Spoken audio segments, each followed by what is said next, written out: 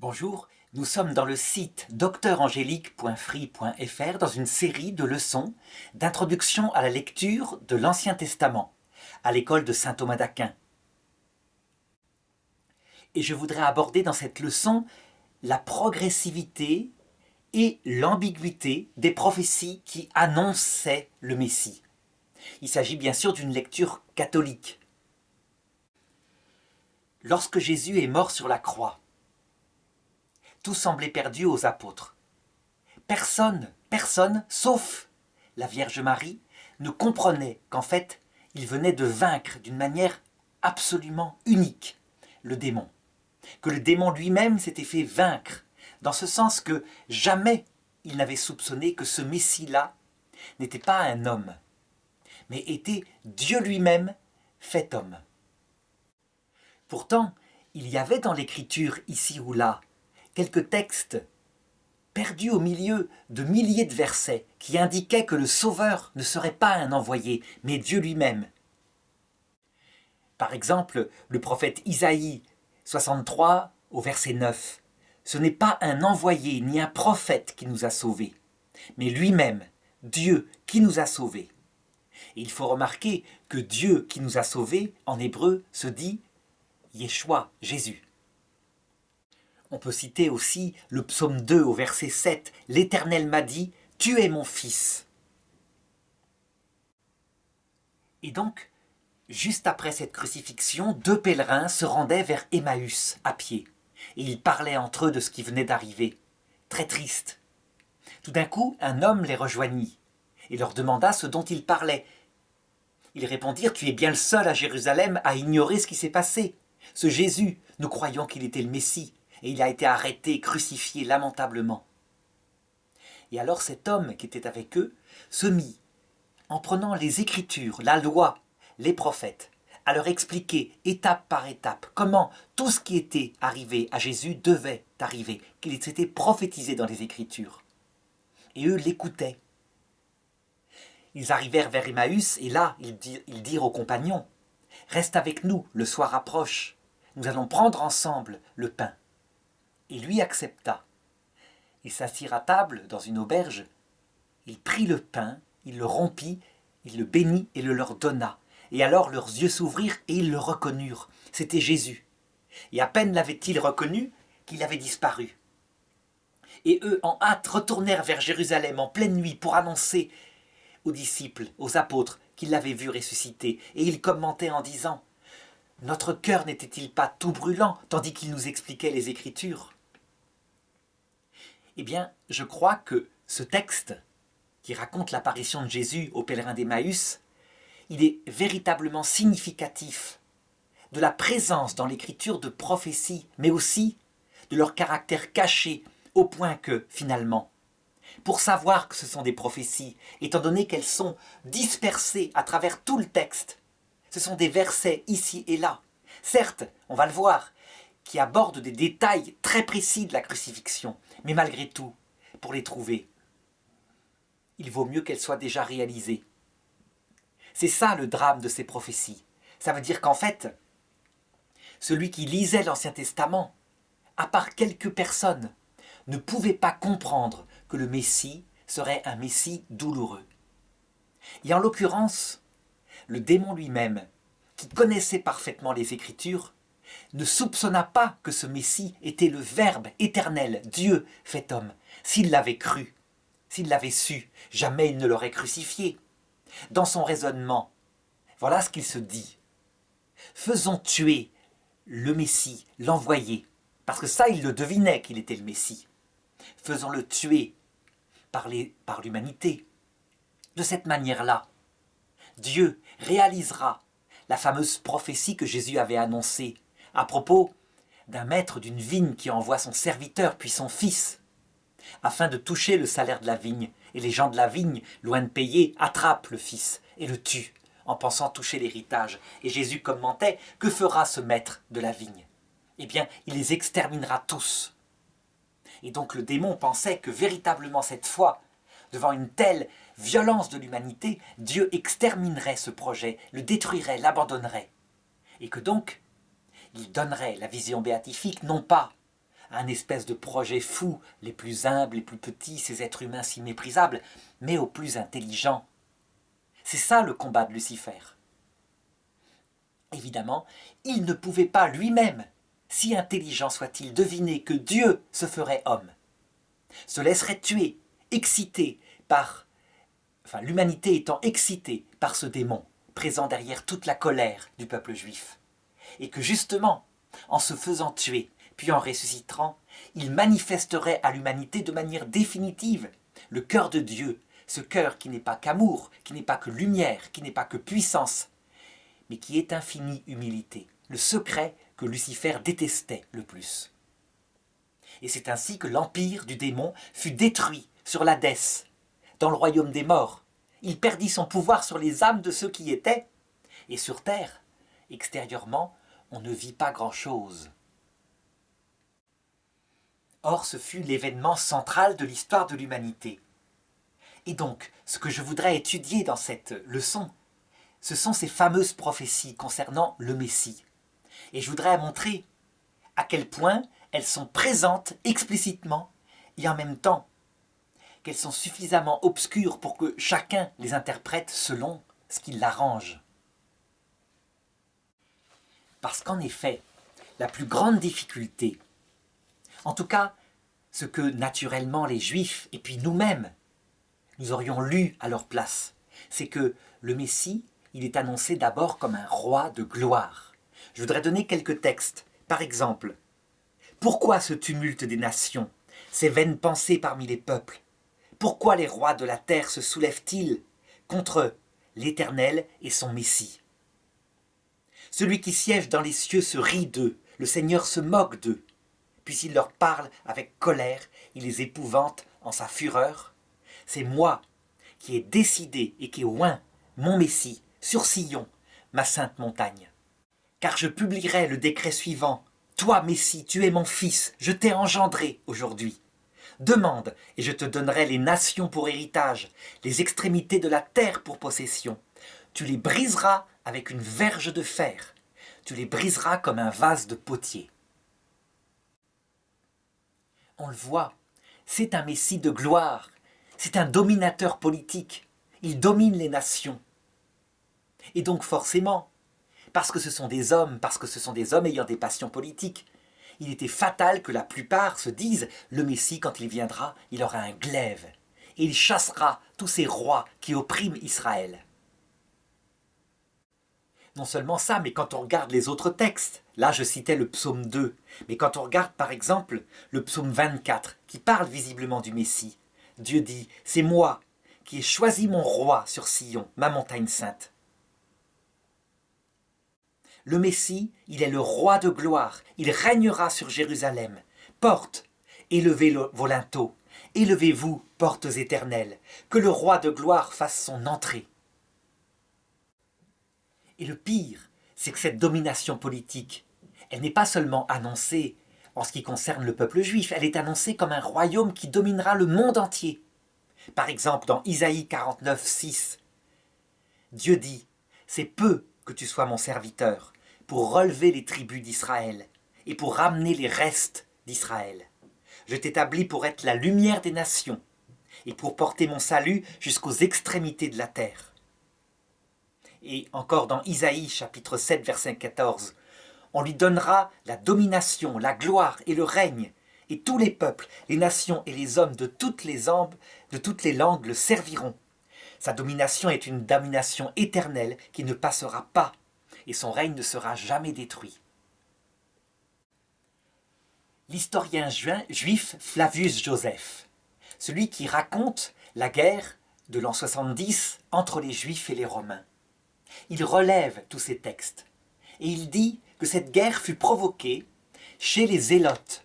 Les Zélotes, ça veut dire des sortes de talibans juifs de l'époque, des gens qui attendaient la puissance politique des Juifs sur le monde entier.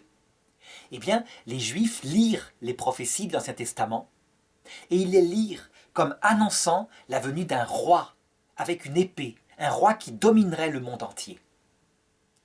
Et Flavius Joseph, qui se dit être lui-même prophète, au point que son livre, qui s'appelle « La guerre des Juifs contre les Romains », sera presque intégré dans la Bible, comme étant, je dirais, la suite de l'Ancien Testament. Eh bien, il dit, ces Juifs, en fait, lisaient les prophéties comme ça les arrangeait. En réalité, le roi qui était annoncé et qui dominerait le monde entier, ce n'était pas un Juif, mais c'était, dit-il, l'empereur Vespasien, à savoir le général qui était à la tête des armées qui attaquaient Israël lors de cette révolte. Et d'ailleurs, Flavius Joseph dit « Je l'annonçais moi-même autour de moi, si bien que quand Vespasien m'attrapa, il vérifia que j'avais dit ça et il ne me tua pas, il m'adopta même, parce que j'avais prophétisé qu'il serait empereur. » En réalité, Flavius Joseph évidemment se trompe. Vespasien n'est qu'un roi passager, sa domination n'a pas été éternelle. Mais ce qui est clair, c'est que lorsqu'on lit ces prophéties dans ces testaments, on a de quoi véritablement s'exalter au point de vue politique. On a de quoi véritablement entrer dans une interprétation du Messie qui sera un puissant de la terre. On raconte que, je dirais, dans l'an qui précédait la venue du Christ, dans les années, et dans le 1er siècle, il y avait en Israël un tout petit groupe, appelé les pauvres de Yahvé, les Anawim. Parmi ces pauvres de Yahvé, il y avait la famille d'une certaine Marie à Nazareth. Ils avaient lu eux aussi les prophéties, et ce petit groupe, extrêmement faible, restreint, avait interprété les prophéties du Messie comme annonçant non pas un roi à la manière humaine avec un glaive, mais comme annonçant une gloire faite d'humilité, de sacrifice et même de mort à soi-même. Ces pauvres de Yahvé s'appuyaient sur des prophéties qui étaient dans Isaïe particulièrement et qui décrivaient en clair ce roi à venir. Je ne peux que les donner ici, c'est absolument étonnant. C'est Isaïe qui l'annonce au chapitre 53. Qui a cru ce que nous avons entendu dire? Lui, il a poussé comme un surgeon devant les hommes, et pourtant méprisé, abandonné des hommes, homme de douleur, habitué à la souffrance, semblable à celui dont on détourne son visage. Il n'avait plus visage humain. Nous l'avons dédaigné. Nous n'avons fait aucun cas de lui. Cependant, ce sont nos souffrances qu'il portait. Ce sont nos douleurs dont il s'était chargé. Et nous l'avons considéré comme puni, frappé de Dieu et humilié. Mais il était blessé pour nos péchés, brisé pour nos iniquités. Le châtiment qui nous donne la paix est tombé sur lui, et c'est par ses meurtrissures que nous sommes guéris. Nous étions tous errants comme des brebis, chacun suivait sa propre voie, et l'Éternel a fait retomber sur lui l'iniquité de nous tous. Il a été maltraité et opprimé, il n'a pas ouvert la bouche, semblable à un agneau qu'on mène à l'abattoir, à une brebis muette devant celui qui l'égorge. On comprend pourquoi ce groupe était extrêmement peu nombreux. C'était une petite tradition, dans une petite famille très spirituelle. Et on dit que la Vierge Marie fut nourrie de cette tradition. Par contre, ce qui est sûr, c'est que quand la Vierge Marie reçut elle-même l'annonce qu'elle serait la mère du Sauveur à l'Annonciation, eh bien l'ange, il lui cache que la gloire du Messie sera une gloire qui passera par la douleur. Et il lui dit ceci. C'est dans Luc chapitre 1, versets 32-33. Il sera grand, il sera appelé Fils du Très-Haut, et le Seigneur Dieu lui donnera le trône de David, son père. Il régnera sur la maison de Jacob éternellement, et son règne n'aura pas de fin. Et donc on peut se demander si l'ange n'a pas trompé Marie, d'autant plus que c'est après sa naissance que le vieillard Siméon lui dira « Quant à toi, Marie, un glaive de douleur te transpercera l'âme. » Eh bien, il faut croire que non. Marie, déjà à cette époque, savait de quelle gloire il s'agissait. Je voudrais raconter ici une petite histoire qui illustre comment c'est absolument étonnant si c'est vrai. Plus de 1000 ans plus tard, 1500 ans plus tard à peu près, une petite vierge, une petite jeune fille appelée Jeanne d'Arc, viendra en France envoyée par le Seigneur pour délivrer la France d'opprimeurs anglais. Elle le fera par un combat physique en prenant une épée de fer. À un moment donné, dans sa prison, alors qu'elle a été trahie, livrée aux Anglais et qu'elle risque d'être exécutée, les voix qui la consolaient lui apparaîtront. Et elle leur demandera, tout à heureuse qu'enfin elle lui reparle, alors que elle, la veille, désespérée comme abandonnée, elle avait fini par signer un papier à l'évêque qui voulait la condamner. Elle leur demandera donc à ces voix, Sainte Catherine, elle leur demandera, est-ce que je vais être délivrée?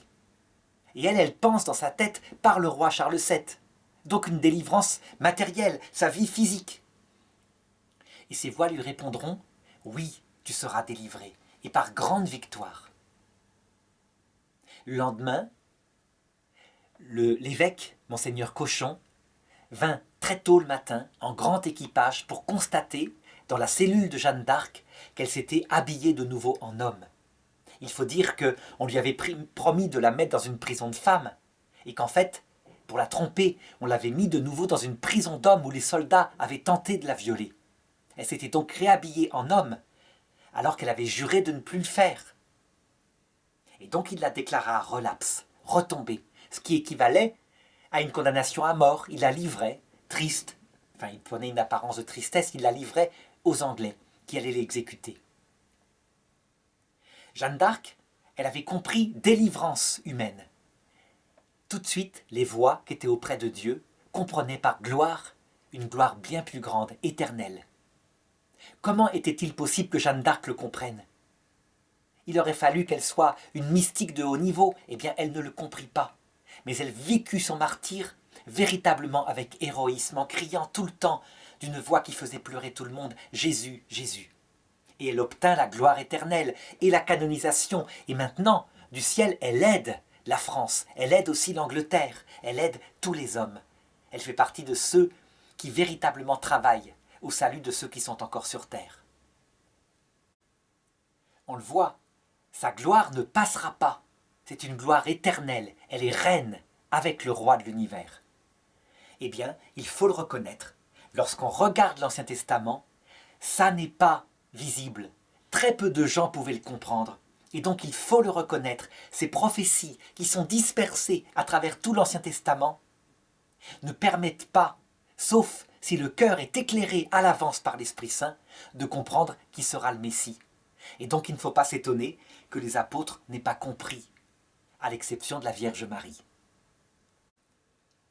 Alors globalement, si on regarde ces prophéties de l'Ancien Testament, on s'aperçoit qu'on peut diviser en 4 périodes ces prophéties. La première période, juste après le péché originel, c'est une annonce vague, lointaine. Franchement, si on n'a que ces textes-là, on ne peut pas comprendre. La deuxième période, c'est une annonce d'un Messie de gloire. Et la gloire, comme je l'ai dit, le sens de Dieu, il faut le comprendre. Pour les hommes qui sont des hommes de l'Ancien Testament, la gloire signifie forcément une gloire politique, puisque Moïse lui-même, il le dit. La terre promise, c'est une terre matérielle que vous allez conquérir avec une épée de fer. Les Juifs ne peuvent pas comprendre qu'en fait, c'est une métaphore, puisque Moïse lui-même ne peut pas le comprendre. Une métaphore de la conquête d'un royaume éternel, la vie éternelle, la vision béatifique. Que les grappes de raisin dans la terre promise en Canaan signifient la plénitude du bonheur lorsqu'on verra Dieu, etc. La troisième période, c'est l'annonce d'une étrange gloire, à travers une série de prophéties, comme celle d'Isaïe que j'ai lue tout à l'heure, où des détails extrêmement précis sont donnés, des détails incroyables, on lui percera les mains et les pieds, etc. Et enfin, la quatrième période, c'est celle de Jean-Baptiste, le plus grand prophète de l'Ancien Testament. Il montre du doigt le Messie. Il le montre à ses disciples. Et pourtant, il ne sait pas encore ce qu'il réalisera. Il est un homme de l'Ancien Testament. La preuve, il dira à Jésus, à un moment donné, lorsqu'il sera dans sa prison, « Es-tu celui qui doit venir, ou devons-nous en attendre un autre ?» Jésus lui répondra, « Allez dire à Jean-Baptiste, les aveugles voient, les boiteux marchent, et la bonne nouvelle est annoncée aux pauvres. » Et Jean-Baptiste est censé comprendre qu'il est le Messie. Seulement, il mourra avant de le voir mourir sur la croix. Et donc, je voudrais donner quelques signes de ces 4 périodes pour bien indiquer à quel point, même dans ce domaine-là, c'est une révélation progressive.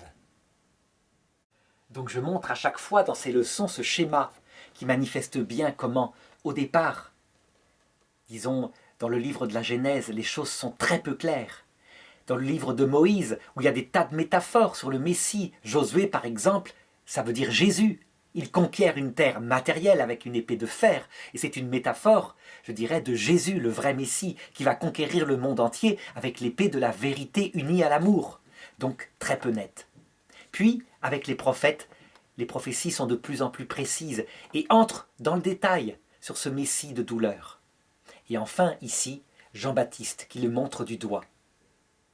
Évidemment, Jésus, il le réalise, mais il faudra qu'il l'explique de ses propres mots aux disciples d'Emmaüs. Et ensuite, on verra l'Église elle-même entrer dans une lente compréhension de ce message jusqu'à la fin du monde, où, Jésus l'a promis, il enverra son paraclète de plus en plus, qui rappellera tout ce qu'il avait expliqué, si bien que, avant la fin du monde, l'Église aura compris, en plénitude autant que peut se faire sur terre, le message de Jésus, les implications, jusque dans son martyre à elle, l'Église, ce que je verrai à la fin de cette leçon. Alors donc, je voudrais parler de la première étape, celle où les choses sont très peu annoncées, et donner quelques textes pour montrer à quel point c'est pas clair.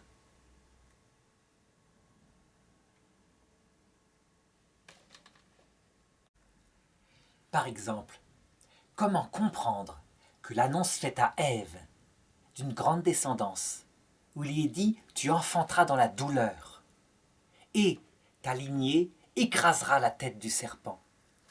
Comment comprendre qu'il y a là, c'est ce que verront tous les pères de l'Église, et que les Juifs ne voient pas. Même actuellement, les Juifs qui n'ont pas reconnu Jésus comme le Messie disent « c'est quoi cette interprétation loufoque ?»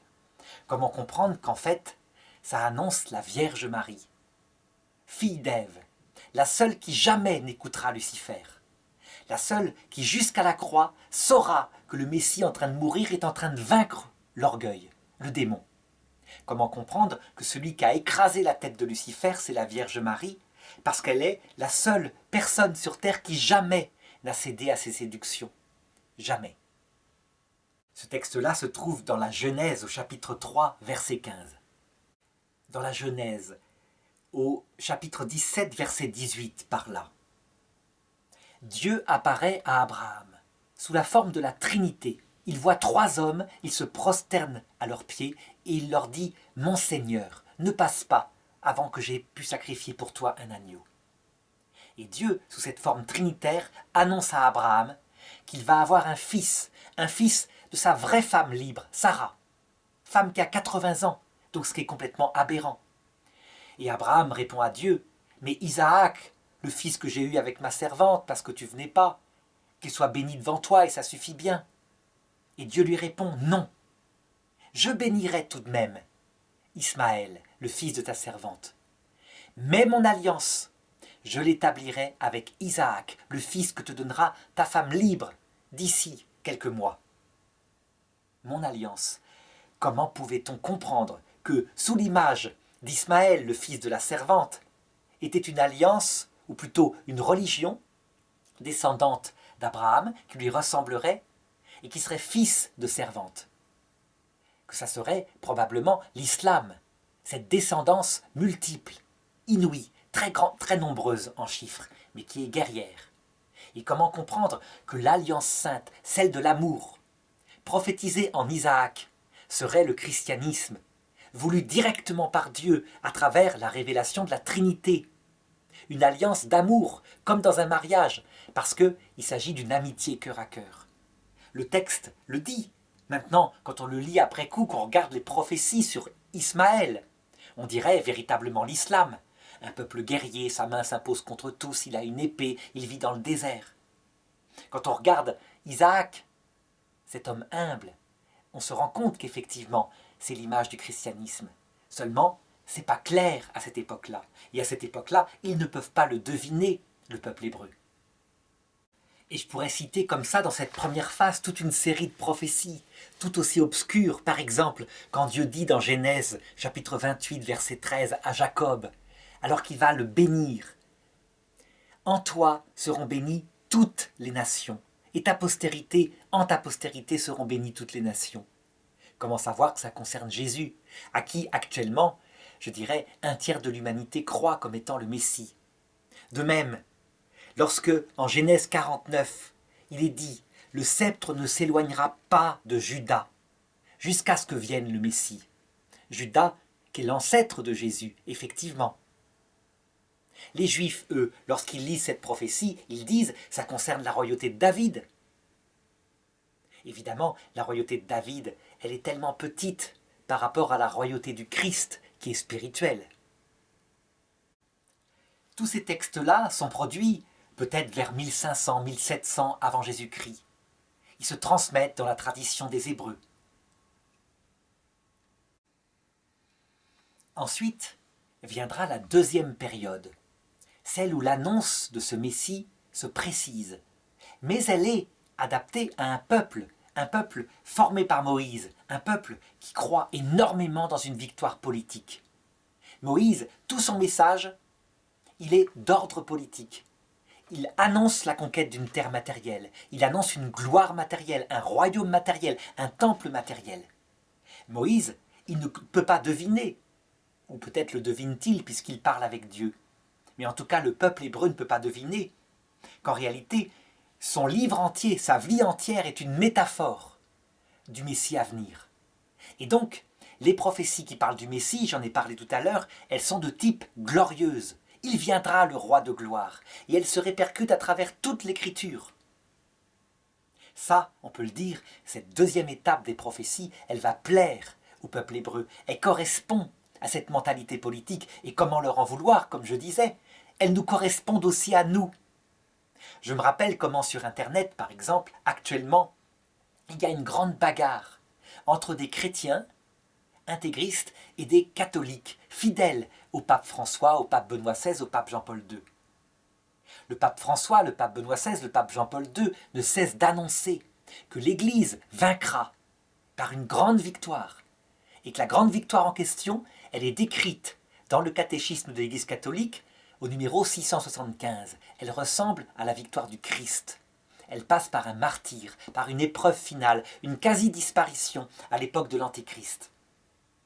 Et face à ça, très actifs, sur Internet, partout, les intégristes, les membres de la fraternité sacerdotale Saint-Pie X, disent « Mais ce n'est pas possible, la victoire sera, comme à l'époque du pape Pie IX, une victoire politique et l'Église de nouveau dirigera les rois, pourra les excommunier quand ils ne sont pas fidèles, pourra imposer l'Évangile par des tribunaux, par des juges, vraiment. » Donc on le voit, alors que les textes actuellement sont clairs, parce que nous, chrétiens, nous avons vu le Messie, et donc nous devinons que le serviteur, ou plutôt l'épouse, l'Église, vivra la même chose. Eh bien, encore maintenant, il est très difficile de le comprendre. Les gens ne comprennent pas. Ils se disent, c'est pas possible, c'est contre nature. Eh bien, combien plus les Juifs à cette époque-là s'attachèrent à ces prophéties matérielles. Alors je voudrais maintenant développer la troisième étape, celle où les prophéties se font de plus en plus précises, mais en précisant bien que si je vais donner des textes impressionnants, avec des détails qui vont jusqu'à décrire la passion du Christ, attention, avant qu'elle soit réalisée la passion, comment les Juifs pouvaient-ils trouver ces textes, ces pépites, parmi des centaines de prophéties obscures venant des prophètes? Ils n'y arrivaient pas, ils n'avaient pas la clé. Un voile était mis sur leur figure, comme dit Jésus. Seul l'Esprit Saint pouvait donner la clé à quelques personnes extrêmement rares. Tout simplement parce que Jésus lui-même ne voulait pas que les gens comprennent trop vite. Si les gens avaient compris tout de suite que le Messie était un Messie crucifié, eh bien, sans doute que le démon lui-même l'aurait compris et que la rédemption ne se serait pas faite.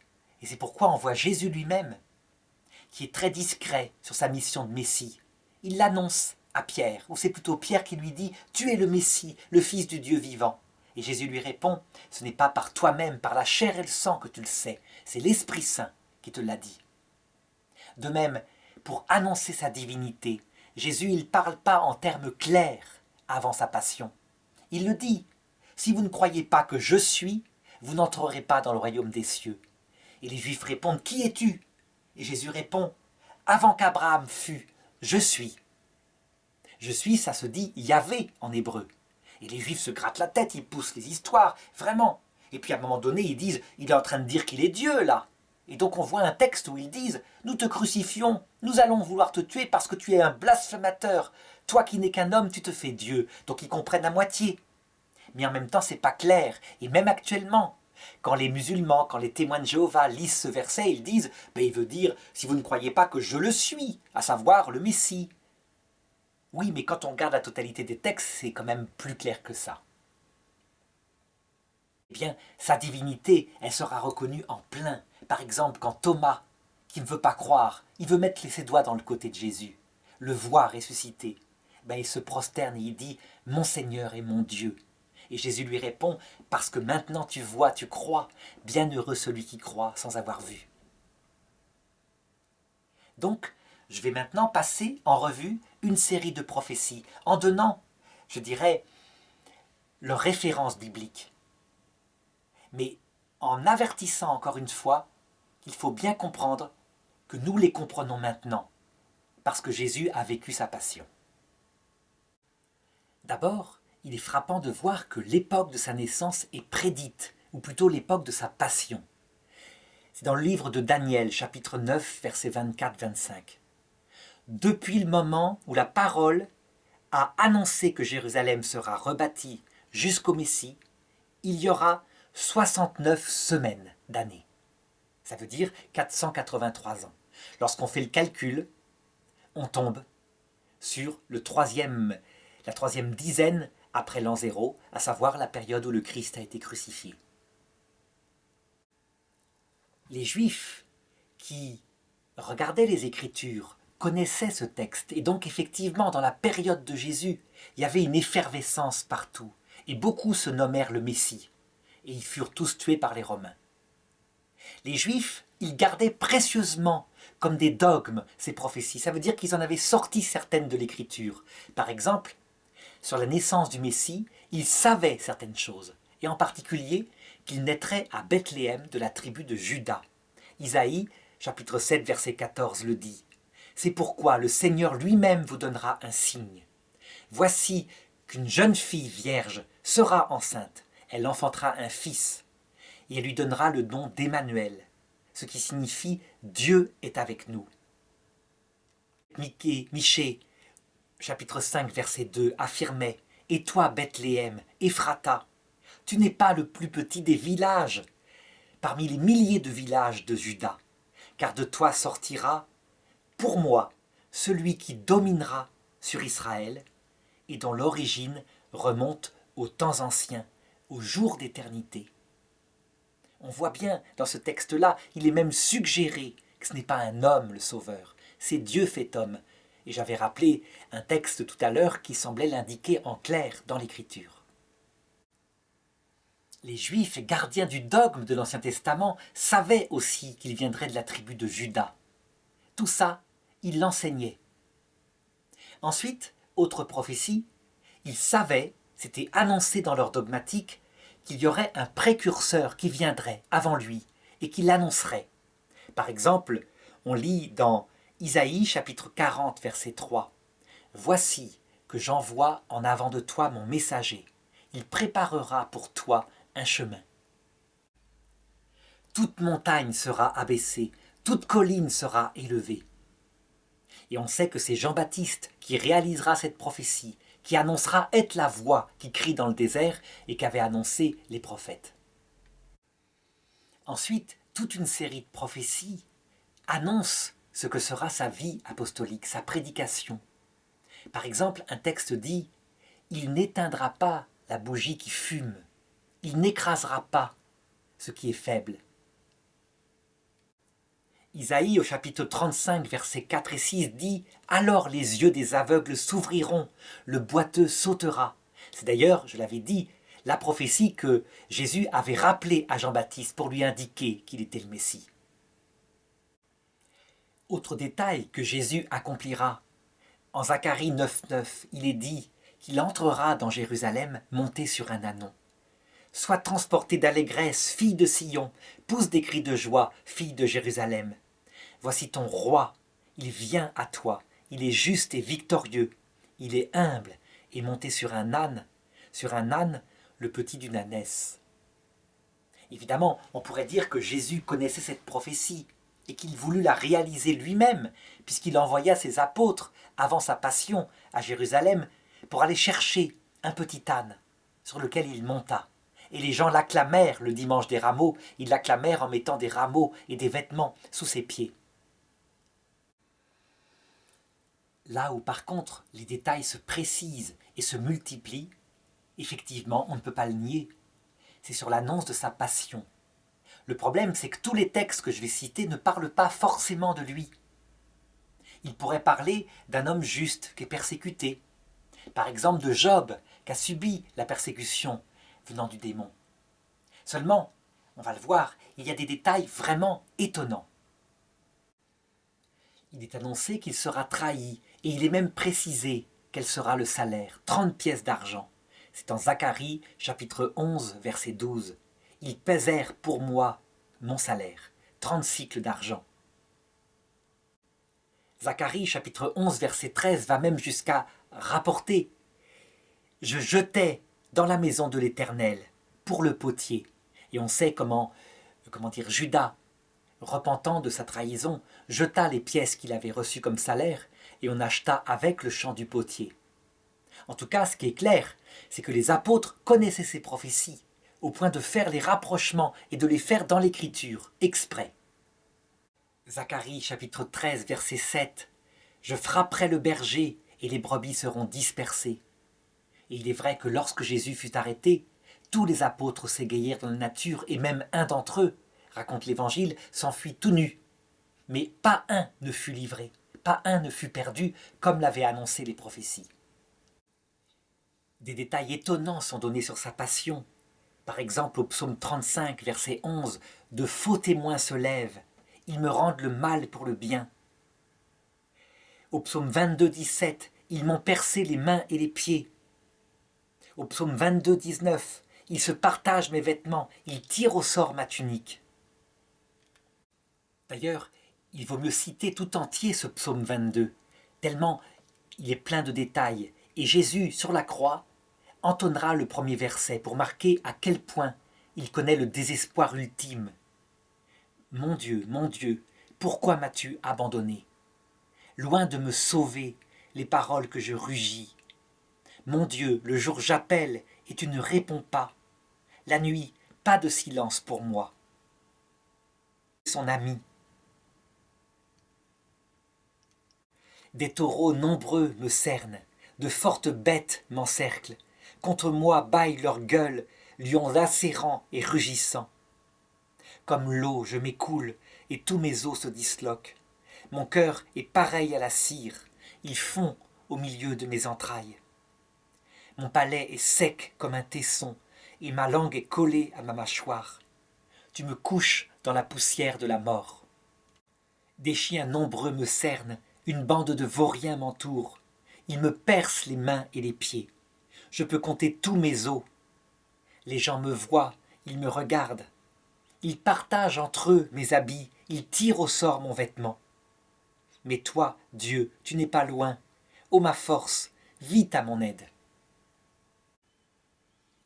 Évidemment, un texte comme celui-là, ainsi d'ailleurs que le texte d'Isaïe au chapitre 53, est tellement fort qu'on ne peut pas faire autrement que l'appliquer à Jésus lorsqu'on est chrétien. Évidemment, on comprend aussi que les Juifs qui n'ont pas reconnu Jésus comme le Messie disent « Mais non, ce texte parle de tous les serviteurs au cours de l'histoire qui ont pu être persécutés, les serviteurs de Dieu. » C'est vrai. Et pourtant, il y a des détails extrêmement précis. On peut dire en fait, et c'est le propre de ces prophéties, elles sont là, mais si l'Esprit Saint n'aide pas à reconnaître qu'elles parlent vraiment du Christ, on peut effectivement arriver à trouver une coïncidence parce que les textes de la Bible sont très longs. Par exemple, ce détail que les évangélistes remarquent en Isaïe 53,9, on a mis son tombeau avec le riche. Et c'est vrai que Jésus a été enterré dans le tombeau d'un riche, Joseph d'Arimathie. Et ce même Isaïe, au chapitre 53, annonce la victoire finale, donc la résurrection. Après avoir été livré, après avoir livré sa vie lui-même pour le péché, il prolongera ses jours. Zacharie, au chapitre 12, verset 10, annonce même la Pentecôte. Alors, je répandrai sur les habitants de Jérusalem un esprit de grâce et de supplication. Ils tourneront vers moi les regards, celui qu'ils ont transpercé. Ils pleureront sur lui comme on pleure sur un fils unique. On sait que lorsque Pierre se mit à prêcher après la Pentecôte, une quantité importante de Juifs se convertirent au Christ et formèrent l'Église des débuts. Donc il ne faut pas croire que le peuple juif rejeta unanimement le Messie. On dit qu'un tiers des Juifs devinrent les fondateurs de l'Église chrétienne.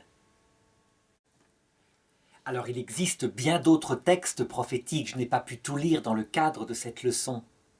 Et je peux passer directement comme cela à la 4e phase de ces prophéties annonçant le Messie, à savoir la phase du plus grand des prophètes de l'Ancien Testament, Jean-Baptiste, celui qui le montre du doigt.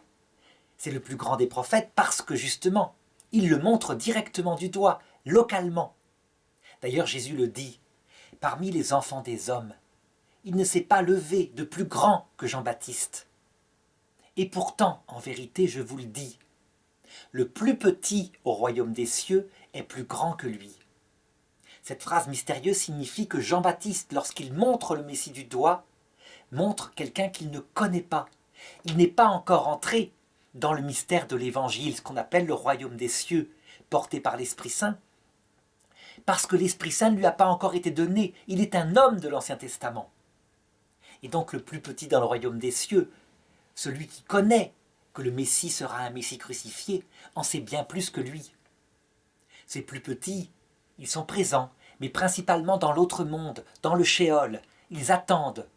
Ils ont reçu la révélation par l'ange que le Messie viendrait et que ce serait un Messie crucifié.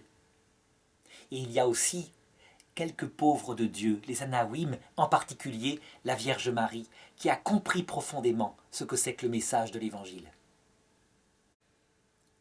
Donc on le voit, les disciples de Jean-Baptiste, à qui il montre le Messie, eh bien ils seront les premiers apôtres de Jésus, ils le suivront et ils donneront leur vie pour lui.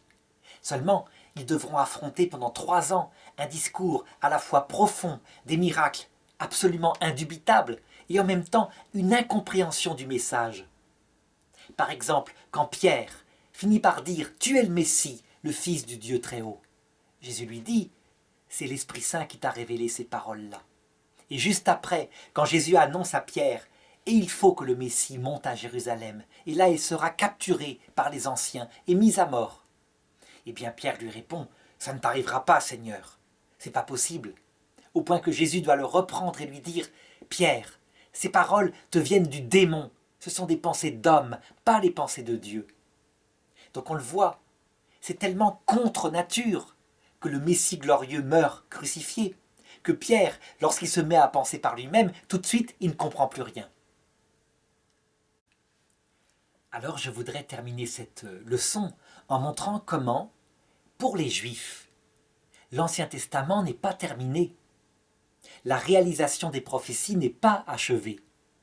À savoir que eux, ils attendent un Messie de gloire. Ceux qui sont restés juifs attendent véritablement un Messie de gloire. Les textes que j'ai indiqués du Messie douloureux, ils ne les acceptent pas. Saint Paul, dans l'Épître aux Romains, explique que c'est Dieu lui-même qui voulut aveugler une partie du peuple juif, exprès, pour en faire un grand signe pour la fin du monde, un signe du retour du Christ. En fait, de même que le Messie vint la première fois par les Juifs, à travers la Vierge Marie, de même, à la fin du monde, c'est par les Juifs que le Messie reviendra, mais cette fois dans sa gloire, en réalisant les prophéties que eux attendent, la venue du roi de gloire. Et donc la progressivité de la révélation pour le peuple juif se continue, si bien que ce peuple est encore prophète, selon sa prophétie à lui, qui est une prophétie charnelle, datable. Jésus est venu pour eux en l'an 0, selon la chair, et un tiers d'entre eux l'ont reconnu. Eh bien, à un moment donné, Jésus viendra par eux. Comment ça se réalisera? On ne peut pas trop savoir, et pourtant, on a dans l'Ancien Testament une prophétie particulière qui le raconte sous forme d'un des récits habituels. Eh bien, il s'agit tout simplement de l'histoire de Joseph. Joseph, le fils de Jacob, le fils d'Israël, celui qui fut vendu par ses frères et qui devint esclave en Égypte, avant d'être élevé par le Pharaon pour devenir l'homme qui distribuait pendant la famine le pain et le vin à toute la terre. Évidemment, ce Joseph est une allégorie qui annonce le Messie qui distribuera à l'époque de l'Antéchrist, lorsque Dieu aura été complètement oublié sur terre, qui distribuera à ceux qui vivront encore le pain et le vin de la parole de Dieu. Eh bien, il est décrit de manière allégorique comment les frères de Jésus, au cours de la famine finale, se verront révéler que Joseph est devenu le roi de la terre. La famine amènera les frères de Joseph en Égypte parce qu'ils ont besoin de pain. Ils verront cet homme qui distribue le pain pour Pharaon et ils ne le reconnaîtront pas. Ils ne sauront pas qu'il est Jésus. Ils verront bien que c'est lui qui donne le pain, mais ils ne le sauront pas que c'est leur frère.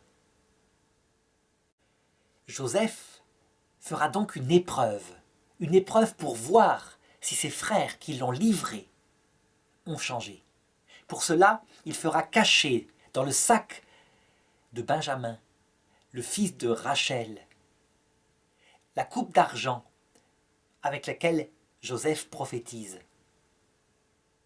Ils attraperont les frères de Joseph en les accusant. Donc ce sont les Égyptiens qui l'accuseront en disant « Vous avez volé la coupe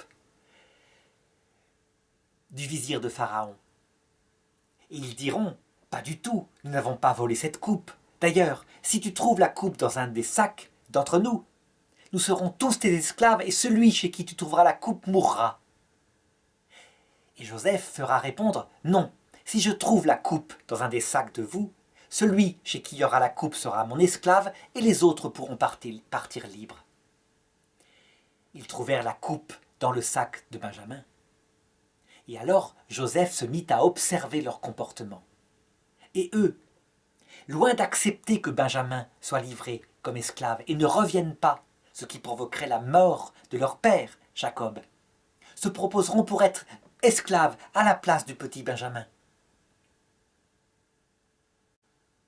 Ils se montreront prêts à donner leur vie pour sauver Benjamin.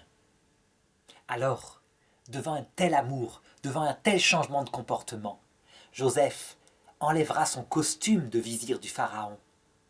Et là, il se révélera à eux en disant « Je suis Joseph, votre frère. Est-ce que mon père est vivant? Ne vous inquiétez pas.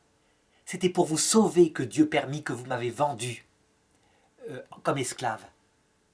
Et je ne me vengerai pas de vous. » Et les frères, en larmes, pleureront et se réconcilieront avec leurs frères.